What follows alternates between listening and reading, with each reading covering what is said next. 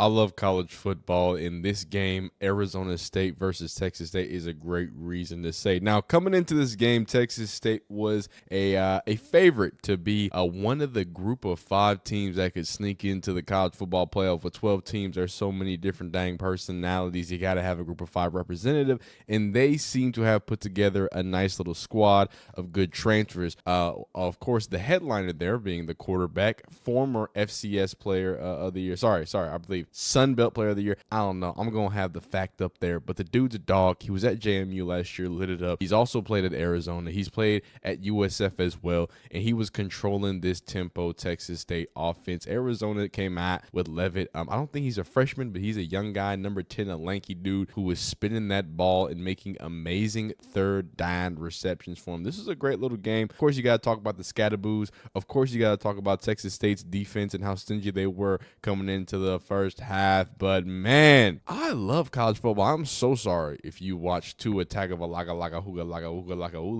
throw 17 interceptions and then lose 17 brain cells. That's not good for you. I hope you were watching the Texas State versus Arizona State, because these are 2 undefeated teams going at each other into a great time. So this is what I'm gonna do in this game. In this recap, I'm gonna of course recap some of my feelings, just my broad strokes of it. Then we're gonna get into some tweets and facts and stats and different situations about the game.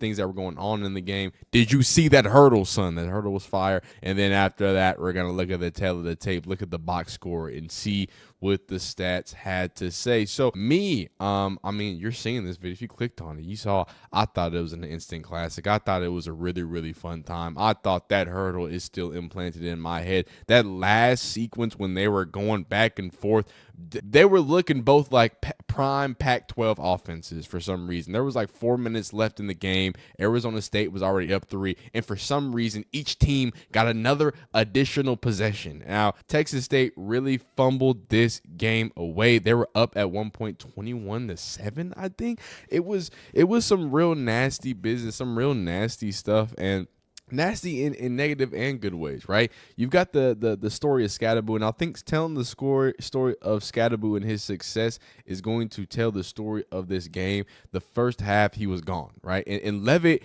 to his respect, like I said, he's a young guy, hasn't been tested as much. He was answering the call. He was making amazing big third down plays. He was using his legs. He was putting the ball out in places, and he just seemed very calm, cool, and collected, especially when it came to third down. Again, this guy's on the road, and this offense has been run through the big bad Scatterboo this whole entire time. So the fact that number 10 was able to kind of sit there, chill there, and really have his number be called was great, because he just had to wait it out. That's all he had to do. And going back to the story of Scatterboo, nothing in the first half, and then the third quarter starts creeping in, and then points start getting on the board. And then the fourth quarter happens, and Texas State's tempo offense just couldn't keep up with themselves. They were tiring themselves out, which made the defense tired out, because Arizona State was going on these methodical, nice, clean, smooth drives and chunking and getting third downs and getting fourth downs and really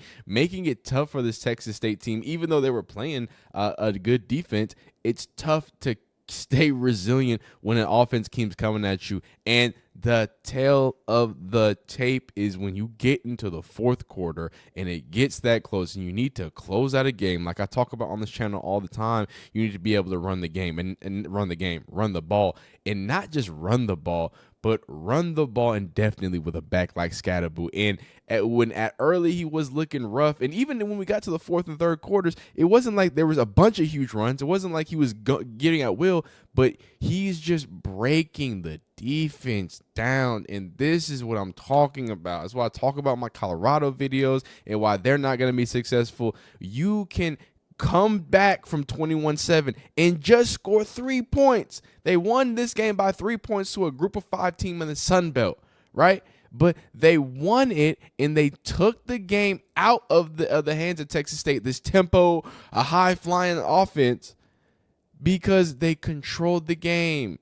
They didn't have to have a bunch of possessions and fumble the ball, have a terrible interception, Texas State, when Arizona State just sputtered out and gave you the ball back. That awful interception with that wide open receiver. when you have a running back like Scatterboo that you keep trusting, and you keep getting in third and mediums, but number 10 keeps bailing you out, keep giving it to Scatterboo, because once we got to the fourth quarter, nobody wants to tackle that big dude, especially not a Texas State defense. This was a nail in the coffin right after they got the Arizona State offense off the field in I believe in the red zone. And then after that, as I'm dropping stuff, then after that, the Texas State offense comes out and fumbles it in their own red zone, and they're right barking on the 20-yard. I don't want to tackle nobody after that. That's not fun. So it was a great game. It was awesome. It was back and forth. Shout out to Texas State. They are officially my honorary second team. I'm a Texas fan, so I'm latching my wagon on to the Bobcats. I don't care if y'all don't make it to the playoffs. I'll find another backup playoff team because Texas is going to make the playoffs. Don't worry about it. Arizona State, I'm happy too, because I feel like Arizona State's been bad for a while for no reason. They've had good players. They've got the Emory Jones, Jaden Dan. Like, they've had good players in amazing uniforms, but I feel like they haven't had the biggest time to shine. So, hey, looking good from them. They look resilient. They've got great stories in different situations like that. So I love to see it. Now, going on to the second part of this video, where we're just going to look at some facts, figures, and some memes about the game and how things were going. So, like I alluded to earlier, and I hope I have this stat popping up. Yeah, ESPN, FPI, Texas State, 6.2% had a better chance of making the playoffs than Texas A&M. Obviously, that comes down to a lot of, Texas A&M being in the SEC, and, Texas State, because they're in the Group 5, they're having a default advantage there. But obviously, it's not looking great anymore, having to lost to Arizona State. Now, who knows? Maybe Arizona State goes on to be some world beaters, but they needed this win at home, mind you. This is an at-home win. This would have been a big statement win for this what's it called? Not franchise. What is it called?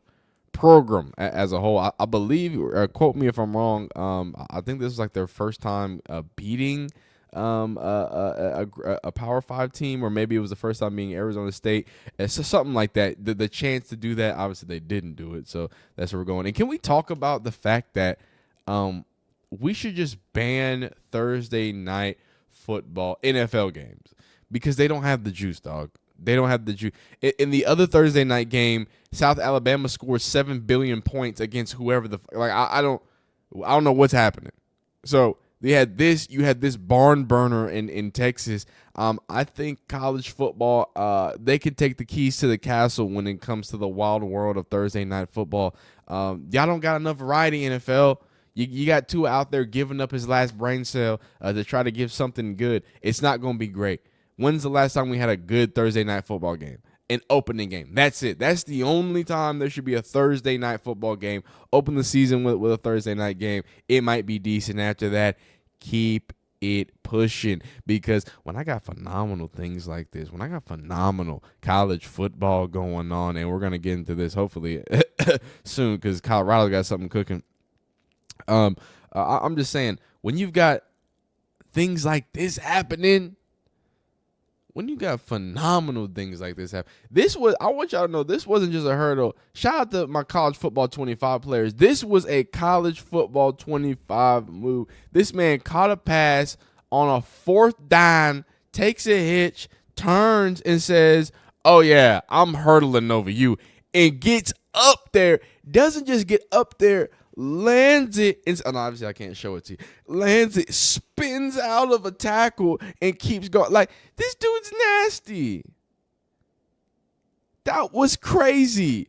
I liked seeing that. I like that a lot. On a fourth down, you let your nuts hang like that. You say, nah. I'm going over up top of you, big homie. Get up out the way. That's phenomenal. I like that. The Sun Belt's the fun belt for a reason. The Pac-12 after dark, the Pac-2 right now, we don't have the craziness and sensationist. So I got to count on the Mountain West. I got to count on the Fun Belt. I got to count on Maction to give me that juice. And when I'm telling you, even though Texas State came out with a loss, even though they fumbled and squandered this game, man, the absolute electricity that was spewing from this little game here, this little standoff, is phenomenal. It was great. I'm locked in on every single angle. It's a good time. It's a phenomenal time. Look at the atmosphere.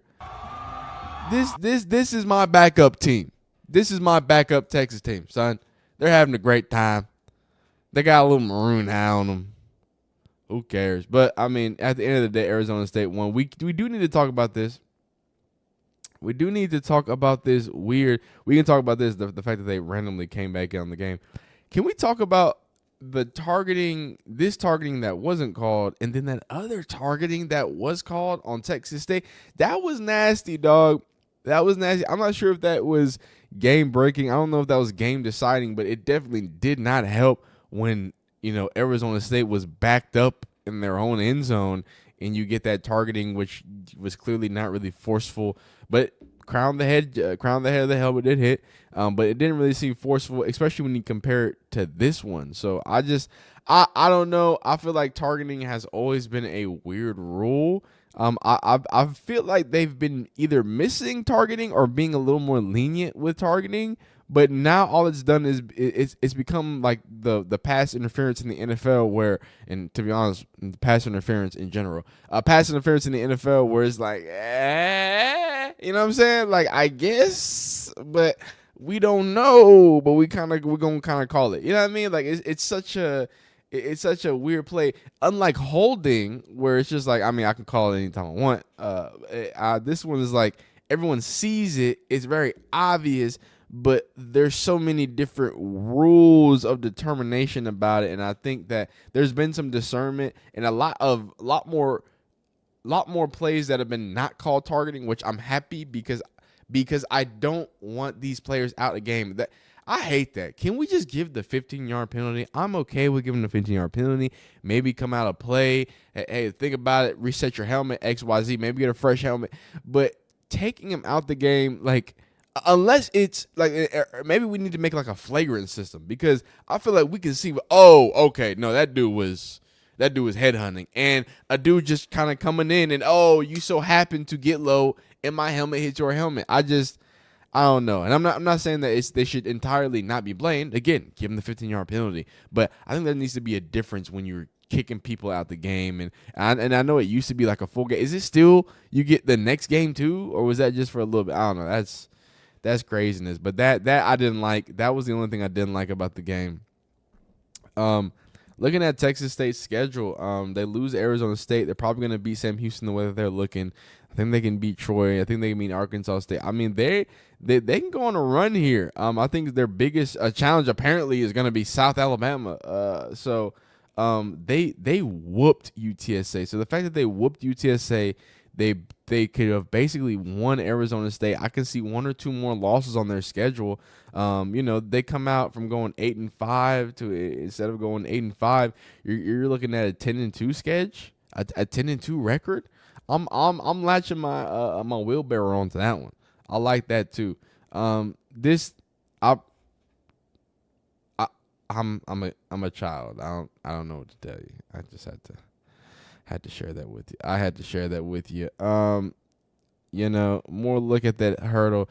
Just good times, man. Shout out to the what's it called? You know what I'm saying? Shout out to the what they call mascots for beefing hard. These helmets are phenomenal. These uniforms are even better. This is, come on now. Good times though. Good times. Let's kind of wrap it up here. Looking at the what's it called, box score here. Sam Levitt, the young kid. I think he's a young kid. I don't know what he's compared to McLeod, who's in his like seventh team. He's a young kid. They both did good things. I know Levitt, the touchdown numbers don't show it, but 19 for 30, 246 and a touchdown. It was one of those games where when he was called upon, he was answering the bell a lot. I mean, all the way to the tune of course, winning the game. So I think there needs to be a lot of credit given to him. I really was immensely impressed by him, but I also think Mr. McLeod gained a lot of new fans because of the way he did it, the explosiveness of how he was operating that offense. I mean, 28 for 43 for 265. I mean, that's crazy. He threw 43 compared to 30, almost 13 more, completed almost almost 10 more, and only had like 20 more yards. So that's kind of the issue. I mean, 4 more touchdowns. I mean, you know what I'm saying? But I mean, that's kind of like the limiting factor when it comes to that tempo offense and kind of how things are done. And I think kind of limited him. You know what I'm saying? When you don't have some of the advantages that Levitt had with Scatterboo. And by the way, 24 attempts, 62 yards, 2 tutters. His long was 13. Sam Levitt with the long of the day with 40 yards. I think that's really how you get it done there. Like I said, it just was anytime they needed it, he really gave it to them. And when you see this 14 for 68 compared to this 24 for 62, these are 2 different types of 60-yard games, right? These were, cracks here, cracks there, here, there. This is a grind. This is a grind over here with Mr. Scatterboo. He had nothing going on from the first half, and like I alluded to, came back to it and handled his business. Arizona State survives Texas State, and I think this was an amazing time and just another a reason to keep watching college football. I hope you enjoyed this game recap. Stay with us. Of course, we're going to be recapping the big games. We got Alabama versus Wisconsin coming up. We've got what's it called? Don't we got Oklahoma versus Tulane? And you're like, why would you recap that game? That's going to be a blowout. No, it's not. Y'all be phenomenal. Y'all be great. You leave your comment on week 3 in college football right now, and I'm gonna read that comment before week 3 continues to commence. You be amazing. You be phenomenal. We'll see you next time. Appreciate you.